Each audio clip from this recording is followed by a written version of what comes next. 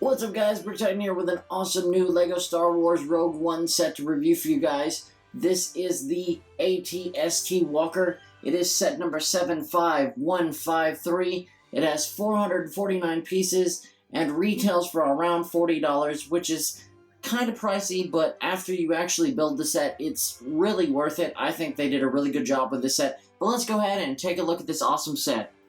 And here is our AT-ST driver with his blaster there. And the front of his helmet does have some really cool printing on the front there. I think that's pretty cool rather than actually just having an extra mold or something. They did a pretty good job with the printing on that helmet. I really like the detail. However, the second face is kind of dull. There's not really a whole lot of change on it. But I think they did a pretty good job with this figure. And here we have a Rebel Trooper. The one thing I do like about these Rogue One Rebels is the helmet piece there. I think the mold on those is really awesome. I think they did a really good job, like, kind of molding that out with LEGO. Usually they're kind of more basic than that. So I think they did a really good job with the helmets on these figures.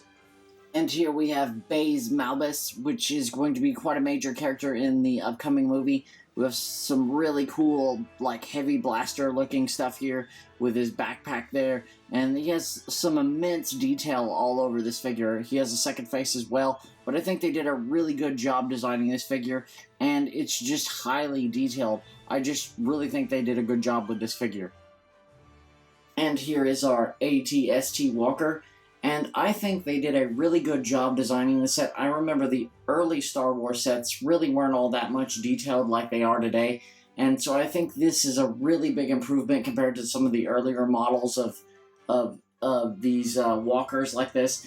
And the coolest thing, in my opinion, is this right here. You can twist this little knob right here, and you get this full action that can basically spin all the way around. You can even probably have it spin this way, but of course it'll lock back with your fingers.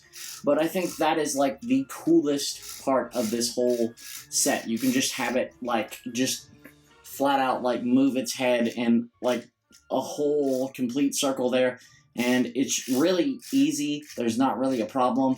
It's not forced or anything when you do it, and I think that is probably the coolest design on one of these walkers that I've seen in a long time. Of course, we get the standard like blasters that move up and down like this, and you get one of them that is kind of in the front here that can move up and down. Just the basic stuff here. Of course, we get some stuff on the side here, just basically like a lot of the walker type ships. But we'll go ahead and take a look in the inside here. You can fold the lid up like this, and you see down inside we have our AT-ST driver. We're going to set him to the side right here. But you can see there's a whole lot of detail on the inside of this ship. We have like kind of a sticker piece there for the console. We also have a thermal detonator there that's a printed piece, which is really nice. And I really think they have a lot of room in this cockpit compared to a lot of the other Star Wars ships I've seen before in the past that don't have a whole lot of room in the cockpits. I think this one has a lot of room, so you can kind of move around with your figure. But I think overall, not a whole lot of mobility in the legs. You can't really move them up and down like right in here, like maybe just a little bit. But I mean, like, it's not about the mobility in the legs so much. They're just kind of stiff there.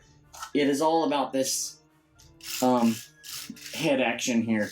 You can move this thing really awesome-like, and I think, in my opinion, I'd rather have that than the actual legs being able to move, because these things kind of, since they have to design them like this, they can fall over real easy. So, I mean, like, I understand why, you know, they don't have a whole lot of perfection and mobility, but that's okay with me, because I really like this whole turning piece up here at the top.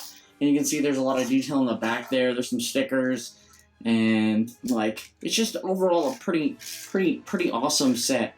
I just like the way that the head moves like this. And, of course, you do have two flick fire missiles, which you press in the back like this with these two.